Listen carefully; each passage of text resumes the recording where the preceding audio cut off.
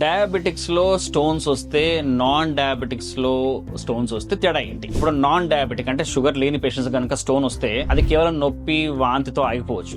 అదే డయాబెటిక్స్లో కనుక అది కూడా ముఖ్యంగా అన్కంట్రోల్డ్ షుగర్ ఉన్న పేషెంట్ కనుక స్టోన్ ఫార్మేషన్ అయితే కిడ్నీ నుంచి కిందికి మూత్రం వచ్చే ట్యూబ్ కనుక ఇరుక్కుపోతే దానివల్ల కిడ్నీలో యూరిన్ పేరుకుపోయి అది ఇన్ఫెక్షన్గా మారి పస్లా కూడా తయారవచ్చు. అట్ ది సేమ్ టైం కొంతమంది డయాబెటిక్స్లో ఎలాంటి రాళ్ళు లేకుండా కూడా కిడ్నీలో ఇన్ఫెక్షన్స్ రావచ్చు. కొంతమందిలో ఏమవుతుందంటే అన్కంట్రోల్ షుగర్ చాలా కాలంగా ఉండడం వల్ల కిడ్నీ లోపల కొన్ని బ్లడ్ సప్లై తక్కువ ఉండే ఏరియాస్ అంటాం, వాటిని మనం పాపిల్లే అంటాం. అవి వాటంతరవే విరిగిపోయి అవి కిందకు వచ్చి అడ్డుకుపోవచ్చు. సో అన్కంట్రోల్డ్ డయాబెటిక్స్లో కిడ్నీ ఇన్ఫెక్షన్లు రావడం చాలా ఎక్కువ అండ్ వచ్చినప్పుడు చాలా సీరియస్గా వస్తుంటాయి. అదే నాన్ డయాబెటిక్స్లో కూడా ఇన్ఫెక్షన్స్ రావచ్చు, బట్ వాటి మనం కంట్రోల్ చేసే అవకాశం ఉంటుంది, అంత సీరియస్గా రావు. సో కిడ్నీ ఇన్ఫెక్షన్స్ రాకుండా కూడా మీరు మీ షుగర్ కంట్రోల్ పెట్టుకోవడం చాలా అవసరం. At the same time stones కానీ ఏమైనా ప్రాబ్లం ఉంటే కనుక చాలా త్వరగా మీరు మీ డాక్టర్ని కలవాలి, దాని ట్రీట్మెంట్ త్వరగా చేయించుకోవాలి.